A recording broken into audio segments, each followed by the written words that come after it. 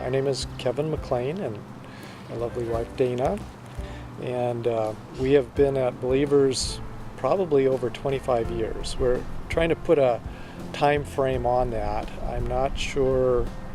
I think it was probably before our daughter was born. Yes, it was. Definitely. I think just that word joy has probably been misconstrued in to mean, happy all the time. So sometimes when I think, well, that person is a joyous person, then, you need to see the smile on their face, and you need to hear the jokes coming out of them, and, it's just everything is rosy with them all the time.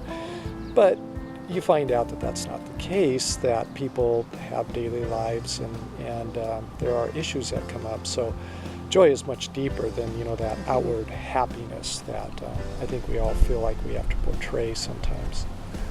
Joy is like this deep well. It's just very, very deep. And so it's what you can draw on when those things are not going well. And I think there's a realization of, God's love for me, God's grace. It's just that the whole package kind of thing. And you can kind of just, when you're feeling down, when you're having trouble, you can draw on that feeling or that knowledge. I guess it's more than a feeling.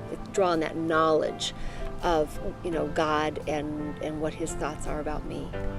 It's kind of what Dallas Willard said, about joy being the realization that all that goes on in the world is under God. Joy is knowing that God is in control, and we need to trust in Him. Thankfulness is a key, because I find that when I am more thankful and when I am concentrating on being thankful, that joy flows from that. And I actually know that there is a connection in the Greek between those words for thankfulness and joy and grace, and so they all kind of work together.